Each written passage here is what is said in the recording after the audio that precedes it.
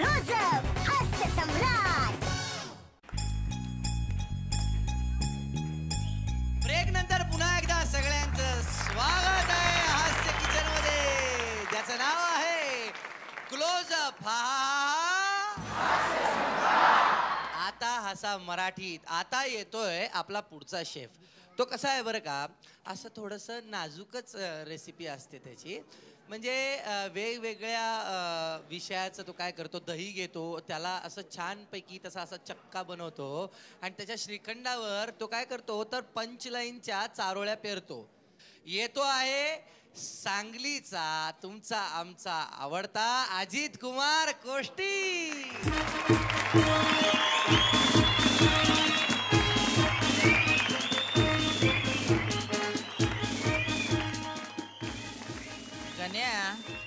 गण्याचे विनोद सांग की.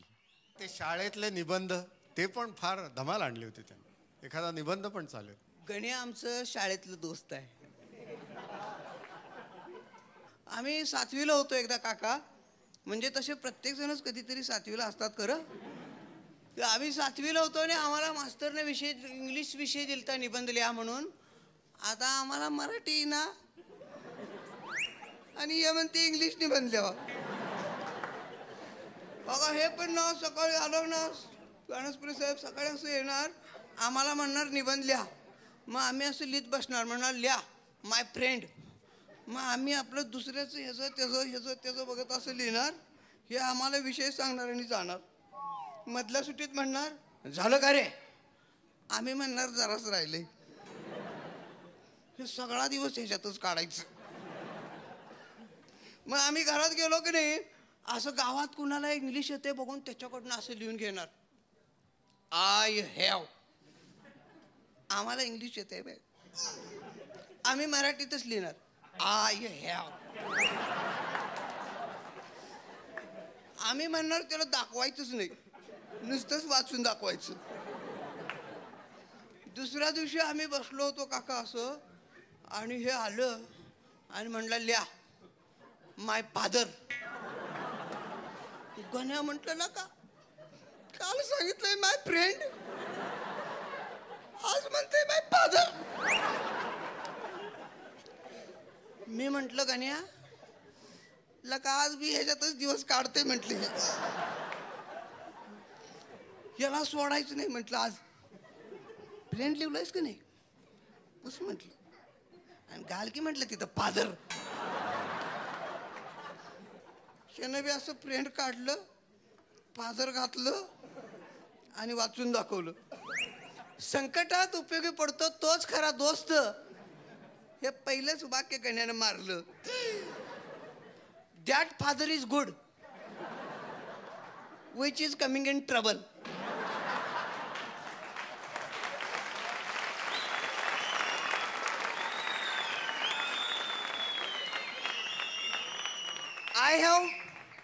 I have many father, but Tukaram is my best father.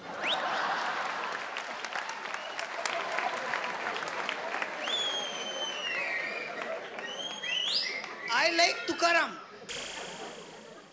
but my mother don't like Tukaram. She hit her. I and he means we. We are playing cricket. In our classroom, we have one girlfriend. ते निबंध इतकं मास्तरला आवडलं ना, आमच्या तालुक्याच्या स्पर्धेच्या निबंध स्पर्धेत गण्याला पाठवलं होतं काका. आणि तिथं निबंध स्पर्धेला ह्याला दिलं लिहा माझा विमान प्रवास. आमच्या गावात बोंबड्याला दिवसातनं 2दा लाल एसट्या येतात. आम्ही आपलं वडापनं प्रवास करतोय आणि हे म्हणते माझा विमान प्रवास. गण्या बी म्हटलं त्यात काय म्हटलं लिहिलं तो म्हटलं, आणि गण्याने निबंध लिहिलं. एकदा मी आणि आमची आई विमानानं गेलतो नरसोबाच्या वाडीला.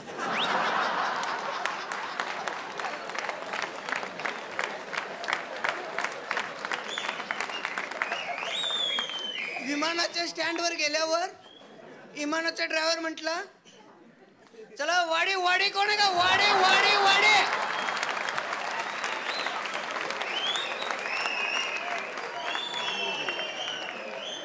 मग आम्ही वाडीच्या विमानात जाऊन बसलो. मी काचतनं पुढे बघत बसलो विमानात. विमानचा ड्रायव्हर म्हटला पोराला मांडीवर घ्या. मग आमच्या आईने मला मांडीवर घेतलं. इमान गच्च भरलं तरी इमान सुटना. लोक म्हटली इमान सोडा इमान सोडा. इमानचा ड्रायव्हर म्हटला आणि 2 सीटा येऊ द्यात एंट्री द्यायला लागते. विमान गच्च भरून विमानाला माग माणसं लोंबकाळायला लागली. मग आमचं इमान सुटलं. इमान गेलं पुढं आणि इमानची आडवी म्हसली. आता तिथं मात्र बक्षीस मिळालं नाही काका. तिथं गण्याला शाळा सोडल्याचा दाखला मिळाला. हे दाखला घेऊन गावात दिवसभर बोंबट्या मारत फिरते. इतकं खोड्या काढतोय ना काका. आता मोठं झालंय तरी बी खोड्या काढतोय. इतकं दिवस पोरांच्या बाच्या तक्रारी ह्याच्या बाकडं. आता पोरींच्या बाच्या बी तक्रारी या लागल्या. ह्याचा बा म्हटला थांब आता लगीनच करतो. लगीनच करतो म्हटलं. माझ्याकडं आलो म्हटलं आलो का आमचं बा लगीन करायलाय. मी म्हटलं या वयात तुझ्या म्हाताऱ्याचं टक्कूर बिक्कूर फिरले का काय म्हटलं. हे म्हटलं त्याचं ना बरं माझं करायलाय म्हटलं. मग म्हटलं बरंच आहे की. तर मला म्हणतोय मी काय लगीन करणार नाही. लगीन बिन केल्याचं मला फायदा आहे म्हणतोय. मी म्हटलं काय. हे म्हणतोय बिन लगीन केल्याचं मला फायदा म्हणजे पलंगाच्या दोन्ही बाजून खाली उतरता येतंय म्हणतोय. मला म्हटलं काय गण्या म्हटलं लगीन करायला पाहिजे रे म्हणतो ना. हे म्हटलं मला म्हटलं लका मला पाहुण्याची पोरगी दाखवायला नेणार आहेत रे म्हटला. पोरगी लई देखणी आहे रे म्हटलं.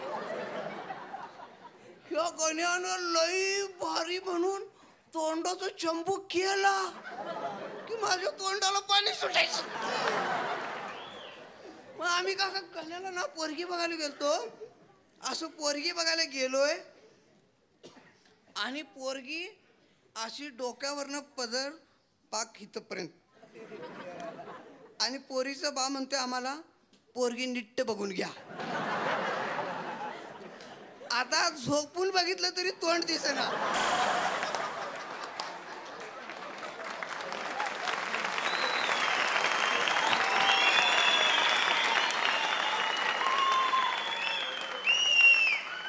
तेवढ्यात ना हे गाणे झोपलं सबशेल. हे झोपल्यावर पोरीनं ते तोंड सगळं झाकलं आणि उठत मला म्हणतोय लोका पोरगी लई देखणी आहे रे म्हणतोय. मी म्हटलं तुला कसं माहित. तर म्हणतोय पाहुणा सांगायला येऊ म्हणतोय. हे लगीन करायचे बसलं ह्याला उभं केलं. म्हटलं काढ. डोक्यावरून असं पदर काढलं तर हे डोळ्यानं होतं चकणं. आणि गण्याकडे बघत म्हटली नमस्कार भाऊजी.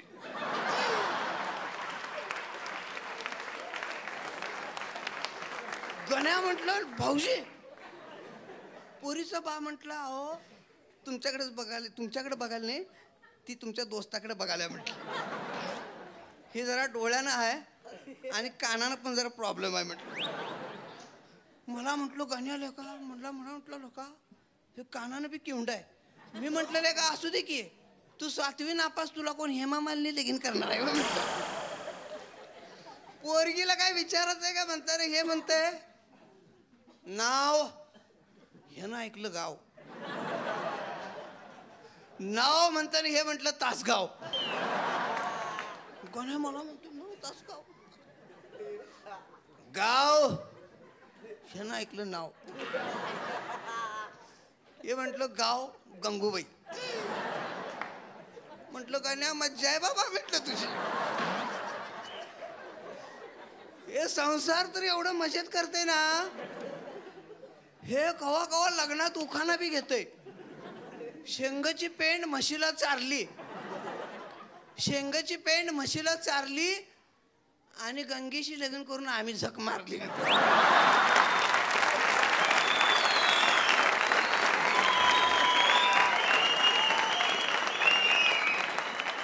आणि आता आमच्या गावात आचार्याचा धंदा करतोय. कवा बघल तेव्हा सायकलला पुढं ते असं दिवाळीत बुंदी करायचं झाऱ्या असते की नाही, ते झाऱ्या पुढं लावतोय, मागं कढई लावतोय आणि बघल तेव्हा फिरत असतोय. आमच्या गावात ना तिथं वडाच्या झाडाखाली एक भूत राहतोय हो. म्हणजे तुम्ही शहरातली माणसं अशी तुम्हाला पटणार नाही, पण आमच्या गावात आहे हो. ते ना असं कोण तिथं गेलं ना आड मार्गाला की ते असं अडवतंय आणि खातंय त्याला. पण जरा विद्वान आहे ते काय करतंय, कोण आलं ना त्याला असं अडवतंय आणि म्हणतंय मी तुला खाणार. खरं एक अट आहे म्हणते, मला प्रश्न विचार, मी जर त्या प्रश्नाचं उत्तर दिलो तर तू मेलास. ह्याला किती बी प्रश्न विचारा, बेन उत्तर सांगतेच. PhD केलं काय कुणाच टोके. ह्याच्या तावडीत गावलं गण्या. हे सायकलवरनं असं चाललंय आणि पुढं झाऱ्या मागं कढई आपलं नादात चाललंय आणि भूत आलं रे, लाट कापायला लागलं. भूत म्हटलं घाबरू नको, एक चान्स आहे म्हटलं, मला प्रश्न विचार. खरं आजपर्यंत 1000 जणांना खाल्लोय म्हटलं, तू काय आता अवघड विचारणार आहेस. आता ह्याला अवघड प्रश्न काय विचारावं. गण्यानं असं विचार केला काका, आणि सायकल लावली आणि असं झाऱ्या काढल्यावर भूत म्हटलं मारायचं नाही. हे म्हटलं मारत नाही, तुला अवघड प्रश्न पाहिजे ना मग. प्रश्न ऐक म्हटला आणि त्यानं असं झाऱ्या धरला. म्हटलं ह्याच्यातनं मी तुला दिसतोय, तू मला दिसतोस, मग माझा प्रश्न नीट ऐक म्हटलं. ह्याच्यातनं मी तुला दिसतोय, तू मला दिसतोस, प्रश्न नीट ऐक. भूत म्हटला विचार की लवकर. हे म्हटलं दम आहे की नाही जरा. ह्याच्यातनं आपण एकमेकाला दिसवालोय की नाही, अवघड प्रश्न पाहिजे ना व. मी या झारीच्या कुठल्या भोकातनं बघालोय सांग म्हटलं.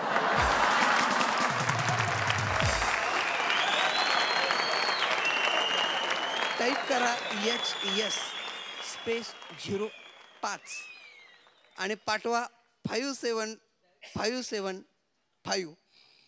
खरोखर जर मला हास्य सम्राट करायचं असेल तर आता 100% तुमच्या हातात आहे. प्लीज. तर आजचा एपिसोड इथेच संपलेला आहे. भेटूया पुन्हा पुढच्या एपिसोडमध्ये. तोपर्यंत bye bye, take care, good night आणि हसा, हसवत राहा, आनंदी राहा, मजेत राहा. I love you all. Bye.